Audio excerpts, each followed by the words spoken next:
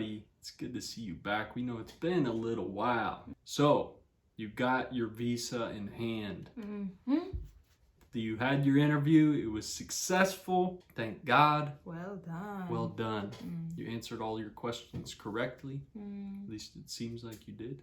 And you received your visa through DHL. Vivian received it about a week after. After the interview. And she went and picked it from the DHL location. And it had her passport with the visa inside. Yes. And also an extra document that has a clear label that you should not open. Oh yeah, it's the packet that you need to take for US Customs.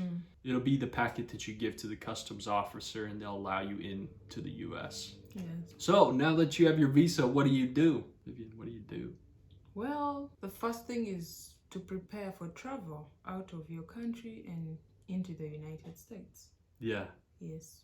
Yeah, that's the most important thing. And going home, make sure you say all of the things you want to say to your family. You talk to them, you give them hugs, you say goodbye, because they also need to know that just because you get to the US doesn't mean you can travel back immediately. You need to have some bit of time to either get the early parole document, which allows you to travel, or for the green card to come. And the green card is taking some time to process. We're even in that process now as we speak. Yeah. Prepare yourself and your family to know that you may not travel back for some time. Yes, and you have a lot of time to prepare because you have 6 months to leave the country. Yeah, the visa is valid for 6 months for the fiance to leave. I think we waited about a month or two. And to get Vivian back to the US, I flew out to escort her on the flight because it was her first international flight. Yeah, and I was scared, but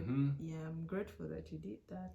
Yeah, and you have to keep in mind that for somebody who's not traveled internationally before, plane flights can be very confusing, especially if you have multiple layovers, which from Uganda there's 2, usually 3 layovers in between. Yeah. And when you are a first-time flyer landing in those different countries, trying to figure out how the airports work, it could be a bit confusing. So make sure that if you're a first-time flyer, you're keeping all of your documents safe with you. The documents that you need to get into the customs, they are on your person. You don't put them underneath the plane with the other luggage. True.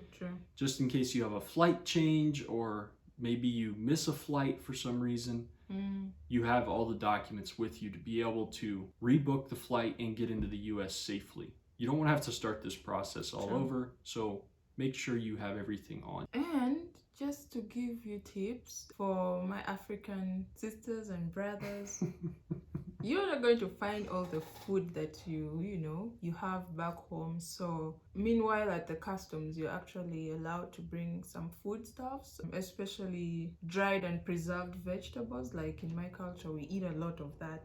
And you can, carry some food with you, things that you think you might not be able to find in the grocery stores here. I was able to bring some vegetables that were dried and preserved, and a few other stuff like peanut butter, homemade, sesame, G-nuts. But some of the things are here.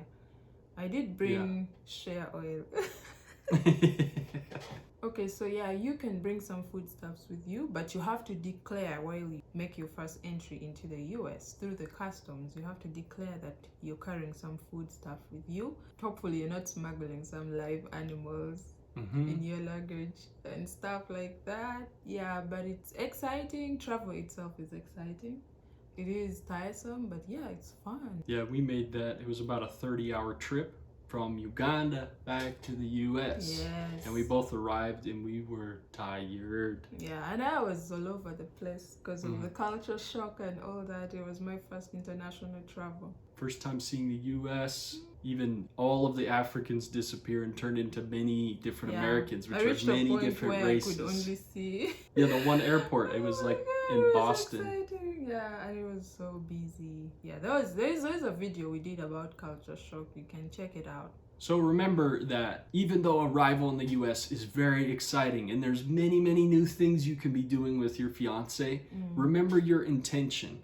that you landed in the US to get married and that you only have 90 days to do it. Sometimes it can be a little bit overwhelming when you arrive in the US because there's all these new things. You're finally with your fiance, but you have to remember you have a target that you have to meet and deadlines for these things. So as soon as you can, you get the ball rolling for all of these things necessary in order for you to be married and stay with your spouse in the US. We don't want any heartbreaks or any people making mistakes and having to go back to their country for some silly reason. That's not what you want after all of this journey. So keep on top of the paperwork, keep on top of these deadlines, and do your research so that when you land, you are taking steps every week to get something done. So when you land, the next document that you need to go online and apply for is going to be called your I-94. That is a document which has your arrival point of the US and the amount of days to expiry. Remember, the K-1 visa is only a one entry into the US. You cannot come into the US, go back out, see your grandma and grandpa, then come back for Christmas. You are in the US until you adjust your status and you either receive your green card or your early parole document, which will take some time to get. And for us, we applied for the early parole, but we didn't get it. It's not always a guarantee. So once you're in the US, please just give yourself a pat on the back of congratulations. Thank God.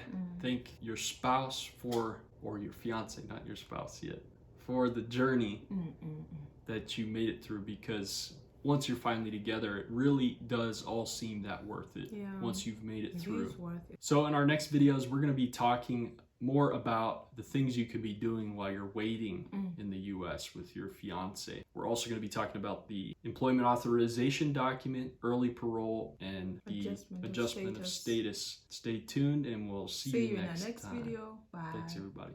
Bye.